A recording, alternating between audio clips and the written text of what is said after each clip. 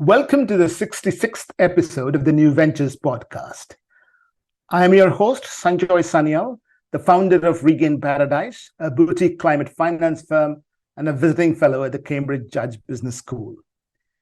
In this podcast series, along with my co-host, Professor Jaideep Prabhu, I explore the links between climate change and food. Hi, I'm Jaideep Prabhu. I'm delighted to be doing this podcast with Sanjoy. I am a professor of marketing at Cambridge Judge Business School with a particular interest in frugal innovation, how to do more and better with less. What's a meal without something to wash it down with? In this special episode, we talk about my favorite topic, sustainable alcohol. Our guest for today is David Gates, the CEO of Direct Wines, an international independent wine merchant. David is also a visiting fellow at the Cambridge Judge Business School. Welcome, David. Thank you very much. Lovely to be here. David, you've had a long career in the beverage sector. Can you tell us a bit about your journey? Yes, my career in beverages actually started with mineral water. So after leaving university, actually, my first job was working for a below-the-line agency, and my client was Perrier Water. So after a couple of years with Perrier, I then moved agency, and my client was actually Harp Lager. So I went from water to beer, and then after that, I joined Diageo in 1991 in London in their central marketing team, where I moved to spirits. So it was a steady progression in terms of the strength of alcohol. And after a few years there, I was actually transferred to Brazil. I spent a glorious 4.5 years in Brazil looking after Diageo's Scotch whisky portfolio in a marketing job. And then from Brazil, I moved to the Netherlands, where I was working as part of the global Johnny Walker team. That was an incredibly exciting time. It was when we launched a groundbreaking piece of advertising for that brand called Keep Walking. And after that, I then continued in a number of international roles. I worked in Japan for 3 years. I was in Singapore for 3 years doing a kind of pan-regional role for Diageo, again in marketing across the Asia-Pacific region. Before moving back to the Netherlands, actually, where I spent another 9 years in kind of senior marketing roles. I was looking after the global category of whiskey for Diageo, global brand director for Johnny Walker. And then my final job was at Diageo, anyway, was looking after Diageo's futures division, which was really looking at how the future of the alcohol industry might be affected by all the disruptors. And that could be kind of disruption in terms of drinks in bottles. It could be disruption in terms of tech to the whole of the kind of alcohol industry. And then it was looking at adjacent categories, things like kind of cannabis and CBD and what that might do to the whole of alcohol. So a long time at Diageo. I then had a stint at Brewdog, setting up their spirits division or helping kind of reformulate it before I joined Direct Wines. So I've been at Direct Wines now for about 3.5 years. I'm CEO of the company. It's a family-owned business, and we're the largest direct-to-consumer wine business, we think anyway, in the world, with representation in the UK, the US, Australia, New Zealand, and we have franchise operations in Hong Kong and Taiwan. David, obviously, Direct Wines has a global footprint, which you already mentioned. It has a fascinating history, right? Yeah, it's a lovely history. The company was founded 53 years ago by Tony Laithwaite. Tony kind of left university, went down to France, was working down there, and he ended up kind of bringing back cases of wine from the Bordeaux region to the UK.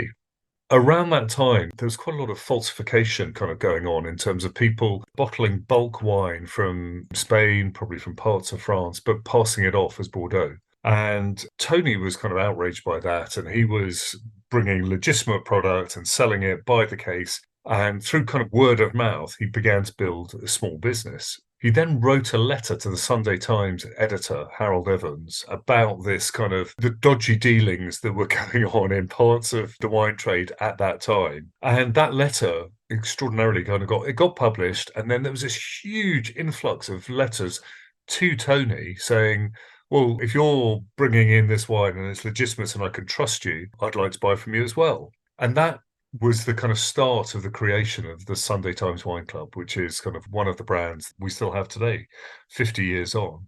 And really from that, the business grew and grew and still family owned. So it's Tony and Barbara's sons now, Henry, Will and Tom, who are navigating and steering the ship from a board perspective. But the ethos of the company has always been about kind of family values. So generally speaking, we look to buy from smaller, independent, family-owned wineries. We're still doing business with people that Tony started buying wine from 53 years ago. And it may not be the original people that he was buying from, but quite often it's either the children or the grandchildren of those people. So very, very long relationships. But those family values are really important to us. And it's things like we measure the fact that we pay all of our suppliers on time, because when you're dealing with small companies, family businesses, that really matters. We're a small family business. It matters to us as well that we do that. And so there's a really kind of strong ethical, moral compass to the business, which is, I guess, founded in those family values, founded in the values of kind of Tony and Barbara in particular. But the business has kind of grown and grown. Today we have 700,000 customers. Our revenue is about £350 million across those markets that I've already previously mentioned. And in terms of kind of the value set, we have this expression, it's an internal expression, which is doing things beautifully. And I guess the best way to kind of paraphrase it or to kind of decode it is it's about doing things the right way. It's about kind of making the right choice, kind of hope that we treat people the way that we would like to be treated ourselves. And that extends in terms of where we're going to take this conversation today, in terms of sustainability, is we've only got one planet, we all share it, and we all have a responsibility to try and do the right thing to try and protect that planet. That's a great segue, David. I know you're passionate about drinks and the drinks industry, but I know you're also passionate about sustainability. So can you tell us a bit about sustainability at Direct Wines? Yeah, the first thing to say is some businesses, they kind of find one of their challenges is leadership. And that leaders, you kind of have this conflict of needing to make profit, but also wanting to do the right thing from a sustainability perspective. And actually, right from the very top, all of our board are committed to both. And they're both important. At the time, Henry Laithwaite, who was our chairman at the time, it's now his brother Tom. There was this incredible thing that he said that kind of really struck me, which is, by the way, Henry's a winemaker as well himself, in Marlow in Buckinghamshire in England. He makes this award-winning sparkling English wine called Harrow and Hope. And he was just talking about his children, and very viscerally, he was like, we don't have a choice here. We have to do the right thing. Because when I look at my children, I want them to have a kind of prosperous, healthy planet to grow up in.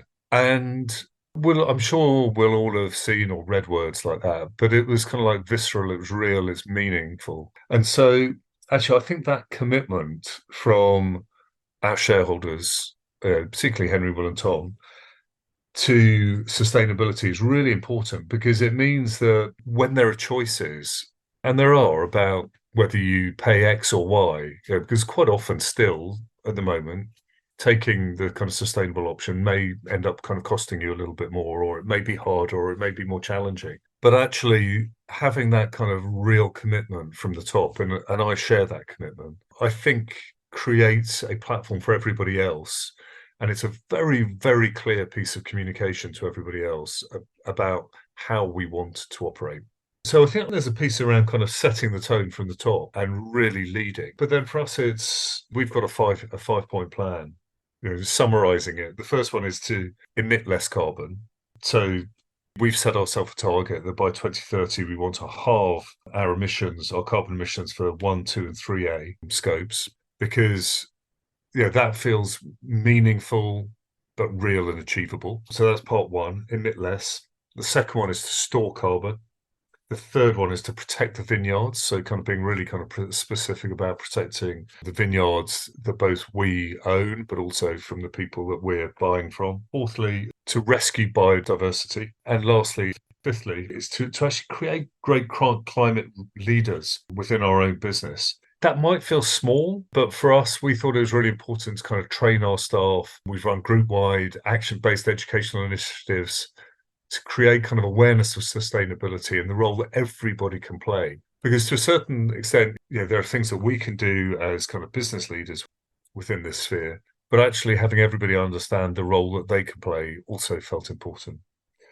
So those are the kind of five big areas, and we've kind of got initiatives against each of those, both for ourselves and for our supplier base, in terms of kind of trying to make a really significant impact.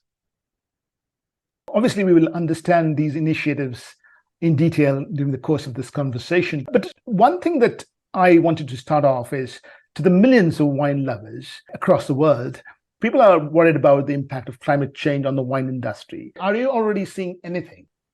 Absolutely, we are. We've been subjected to heat waves, to droughts, to hailstones, to frost, to fires. It's real, and it's now, and it's been a factor, certainly over the last kind of decade, but it's increasingly creating kind of issues throughout the industry. If I give you an example, in France, let's take France as an example. In 2021, there was a spring heat wave that was followed by a prolonged period of frost. And that destroyed a significant number of vines. And that's really unusual. The heat wave first, which basically means that you kind of get blossoming, you accelerate the process, and then the frost kills everything. So that was a nightmare. It was then followed by heavy rainfall. And that heavy rainfall caused the spread of diseases such as mildew, and that destroys vast kind of quantities of plants. In the US and in Australia, you would have probably seen some of the kind of the turmoil that's been created by the fires, the wildfires that have affected kind of in particular kind of California. And I mean, that has absolutely decimated kind of some of those wineries and some of the vineyards in that area. And what we've seen is that there's been a fivefold increase in burnt areas from kind of 1972 to 2018, 5 times as many wildfires during that process. And obviously that kind of both destroys crop, but actually even if there isn't destruction of your own vineyards, sometimes you can get smoke taint, as the smoke from all of those fires floats across other vineyards and across kind of other areas. That can lead to kind of smoke taint, which again can affect the quality of the wines, because obviously you don't want to have that kind of flavor dimension in your wines. Giving you another example from kind of Australia. Australia faced a kind of $20 million hit in grape production in the Adelaide Hills region alone in kind of 2019 to 2020. So you can see in Europe it's a factor. In the US and Australia, it's a factor. In even Germany, which you might kind of think, well, Germany, kind of slightly further north, maybe they're not kind of as impacted. But 70% of all soil in the German vineyards has experienced prolonged drought due to over 400 millimeter decrease in the usual summer precipitation. So the fact that it's raining less is kind of creating real issues in terms of kind of soil health. And therefore, you need to kind of really consider how you mitigate against that in terms of your kind of your planting regime, your pruning regime, your cover crops, in terms of all of the ways that you look after the vineyards. Yeah, David, that's all very scary, in fact, to hear all that, but very real. What about the other way around? What's the impact on the environment of the industry in terms of emissions, water, etc.? What are the big impacts? Well, I mean, interestingly, and some people kind of find it surprising. Actually, one of the biggest impacts is, one of the biggest kind of causes is actually less about the production of the wines themselves, but more about the bottling and the transportation of the bottles. So, in terms of kind of our impacts, there's energy. We have kind of big energy consumption in packaging and transportation. And that is our number one issue. One of the things that we did as we set off on our kind of sustainability plan was we worked with an external company to say, well, look, can you help us measure all of the kind of carbon impact that we have, that our suppliers have, and just kind of give us a report in terms of where do we need to focus our energy, where do we need to focus that's going to have the biggest impact. We've got this huge big matrix with kind of traffic lights in terms of looking at kind of all of the factors across the entire supply chain so that we can understand where all the kind of the biggest issues are in terms of, where we're creating problems. And as I said earlier, the biggest issue really is in the energy consumption in our kind of packaging and transportation. Obviously, also within that, kind of in our own operations, and that in a way that's kind of slightly easier. We're now using 100% renewable sourced energies. We're moving all of our kind of transportation to electric vehicles. And we've already seen, since we kind of kicked off that initiative, a kind of 26% decrease in terms of kind of our energy usage. So energy is one. Water is obviously kind of another kind of key factor. We need water to kind of irrigate the vineyards. We obviously create kind of some effluent from the wineries. And of course, kind of waste. And actually, we're not so bad there. Kind of recycling rates on our vineyards is pretty good. People are very, very kind of conscious about trying to minimize waste and where possible to either treat it or reuse it or use it as kind of animal feed or whatever it might be. And in terms of packaging, recycling rates of bottles is pretty good in some places. And again, I mean, it's hard to generalize, but the Northern Hemisphere, and certainly within Europe in particular, recycling rates are pretty good. Where you have kind of curbside collection, recycling rates of glass is excellent. But again, they are looking at alternative formats, but the recycling ability of that kind of varies, again, country by country. And then lastly, in terms of kind of our impact, kind of biodiversity. So vineyards historically have been pretty monoculture, and that lack of diversity is an issue, and it's an issue that we're collectively seeking to kind of really address. And so, there's a shift to regenerative viticulture, more emphasis now on cover crops, including nitrogen-fixing legumes. And look, one of the things we're doing is we're actively looking to support vineyards undertaking action for kind of biodiversity protection. In fact, I've got a call later on this week where we're talking to a large number of our suppliers about what they can do in terms of biodiversity. And we're using some of our own vineyards to kind of try and learn ourselves and kind of then share that learning with others. I think one of the things actually worth saying about sustainability is, from our perspective, we've got some of the answers, but we're a long way from having all of them. And our view is that we want to learn from others and we want to share our learning. And actually, I think as an industry, this is not something where you look for competitive advantage, because the more that we can all help each other along the sustainability kind of journey, everyone benefits. And it's a little bit like, I think, when Mercedes, I think they were the first company to invent the seatbelt, and understanding the benefit that it would have for everybody in a motor car. I think they shared the technology for free so that everybody would benefit from that. This is one where we should all be helping each other because we all win if we can do something about it. David, one of the things that you're going to do is to adapt to climate change. You talked about changing places where vines are located, pruning, and so on and so forth. Maybe you could tell us a little bit more about what vineyards are doing.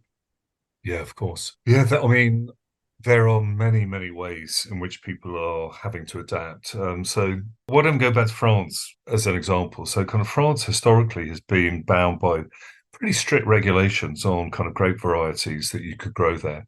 And so they've responded to climate change by permitting 7 additional varieties, deviating from their traditional norms. What you see a lot of people doing is, as the temperatures get hotter, they're effectively changing the type of grapes that they grow. So they're growing varietals that maybe have thicker skins, that are more resilient to the kind of hotter temperatures. And so what you're seeing is kind of maybe varietals that used to just kind of be in the south of France and southern Spain, they're actually migrating kind of further north in terms of those type of varietals. So that's one way. There's also kind of planting techniques, so modifying the vineyard density, introducing shade through tree planting. There are some places where they're planting trees, or they're kind of putting up effectively netting to try and provide some form of shelter.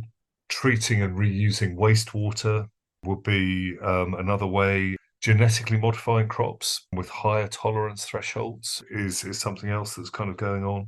If I give you an example from kind of some of our suppliers, there's a Chateau Guienne de Montjustin they're incorporating soil grassing and the creation of a protective mulch. So mulch they lay on top of the soil, and what that does is that shields the soil somewhat from the sun, and that mitigates kind of some of the evaporation that you might otherwise be subjected to in those hotter temperatures. That's an example. In terms of other things, kind of people are moving to kind of higher altitude. So kind of trying to escape some of that more extreme heat by moving kind of to slopes at higher altitude. I suppose the other kind of key thing is about kind of water retention and really looking at how they can adapt irrigation to maximize the use of the water and reduce as much as possible kind of evaporation. Those are just kind of some of the examples.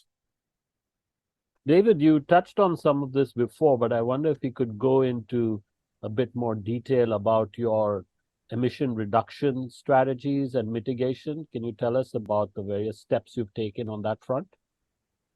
Yeah, of course. The first one is packaging. And this is interesting because actually consumers generally kind of think of glass bottles as being great because you can recycle them. And they're right, you can. However, when we looked at it, that is still our biggest kind of issue. And particularly if you are transporting kind of heavy wine bottles from, let's say you're in Europe and you're transporting wine from Australia or Chile or Argentina or even the US, that's putting a lot of kind of quite heavy cargo on a boat and then shipping it all the way into the UK or Europe.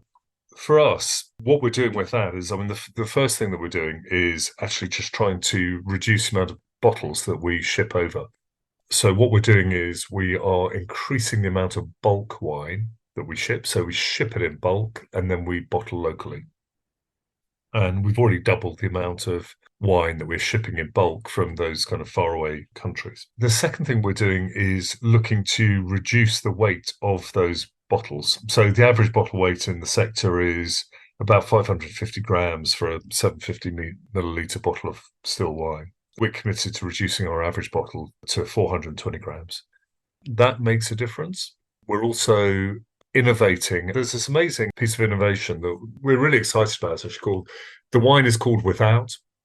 It uses 100% recycled glass, which is called wild glass, excitingly. It's pretty rare, actually. There are only 2 manufacturers in Europe that are making 100% recycled glass. That, again, is another example of how we can have a kind of positive impact because the kind of carbon emissions from using 100% recycled as opposed to partially recycled or virgin glass is really quite significant. And then kind of finally within that is looking at alternative formats. So bag in box has a significantly kind of lower level of carbon emissions than glass bottles would. And so one of the things that we're trying to do is to increase the amount of wine that we sell in boxes. And I think we sold 450% more wine bag in box from a small base last year. But I suppose the poster child region for consumption of wines in bag and box is Scandinavia, where it's something like 70% of all of their wine is sold in that format. And obviously that has a really, really significant impact in terms of being able, or will have, in terms of reducing the amount of emissions. Our focus is really, really on our packaging. That feels like it will have by far and away the biggest impact in terms of reducing our carbon emissions. And so that's where we are prioritizing the majority of our effort. That's really fascinating, David. We haven't talked about consumers. You sort of touched on it just now when you mentioned Scandinavia. Have we arrived at an age of the conscious consumer in the alcohol industry? It's Jaideep, is a really, really good question. And I think if I can sit on the fence slightly on this, I think the answer is yes and no.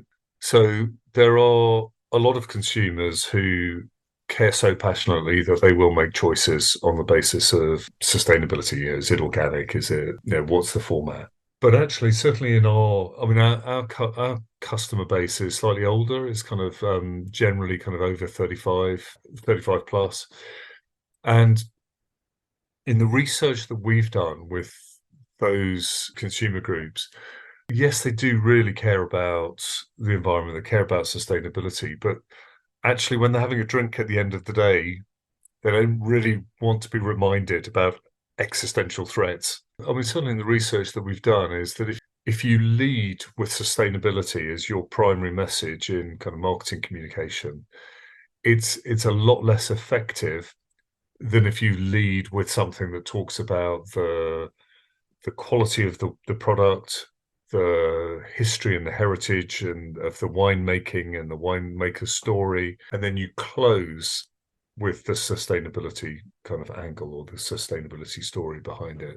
So for us, it is important, but it's not the lead piece of communication because people want to know that this is a brilliant quality, amazing tasting wine first. And then if there is kind of sustainability as a part of that story, then that just confirms their choice. But certainly in the research that we've done, if you lead with that sustainability first, it's less impactful and less effective kind driving choice. But it is a generational issue. So we're seeing a direction of travel in favor of more sustainable options. Absolutely. I think you see that with younger consumers tend to be more conscious of that. That having been said, they're also more price conscious as well. I think sometimes what people say and what they do are not necessarily the same. They'll claim to be kind of very, very conscious, but actually when it comes to it, they'll take what's cheapest and often that that might be mass produced and it may be less sustainable. So I still think we've got a way to go, if I'm honest. Particularly in our industry, you're talking about a natural product. There's been around for millennia.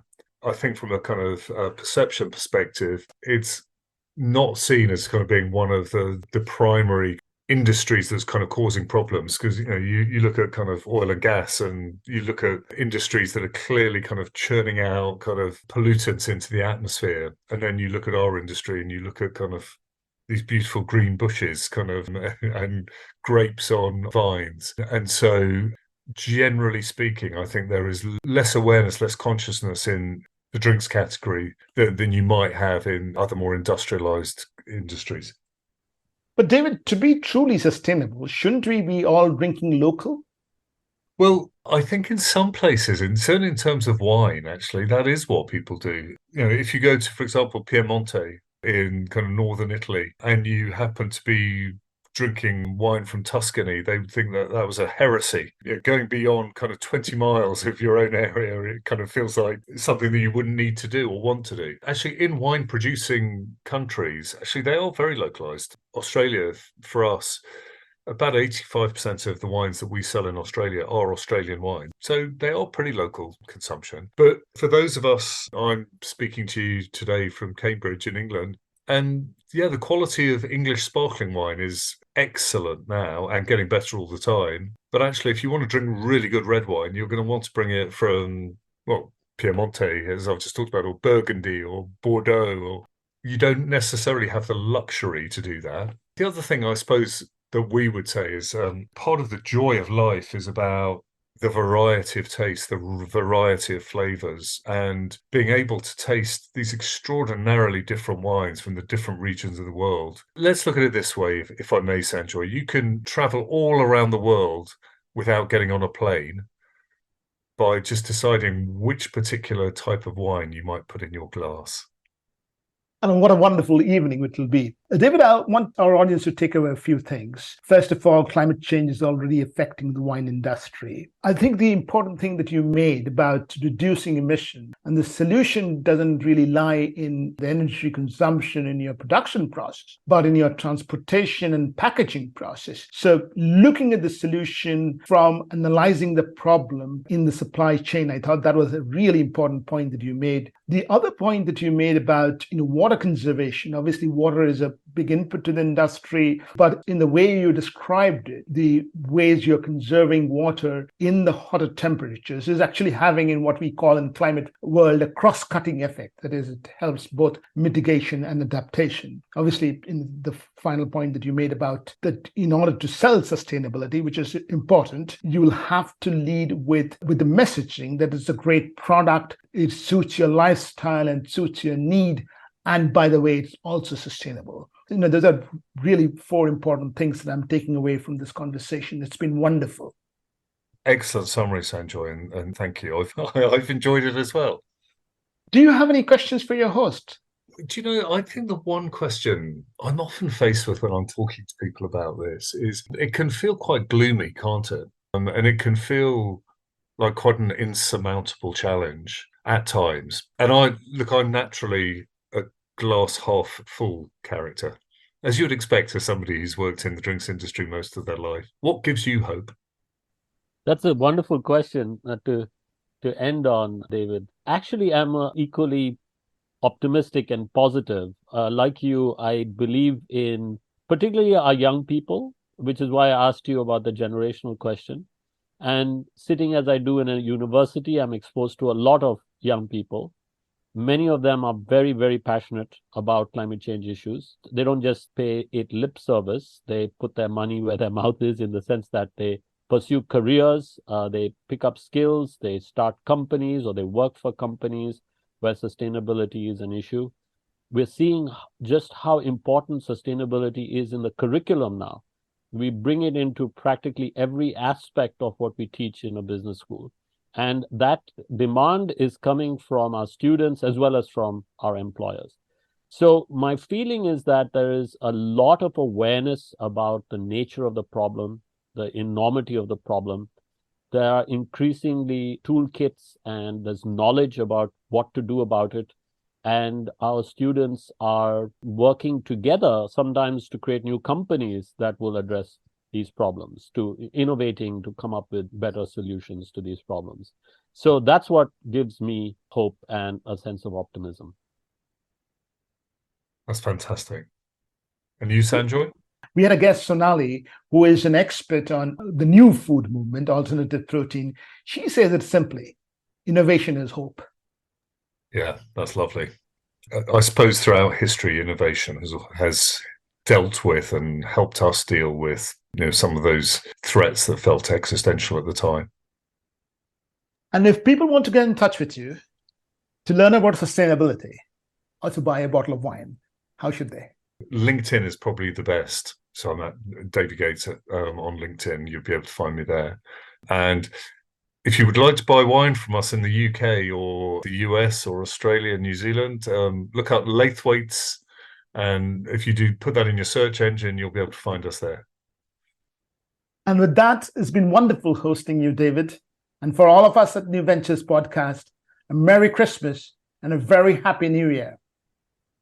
Thank you so much, David. Merry Christmas. Thank you. Merry Christmas, everyone.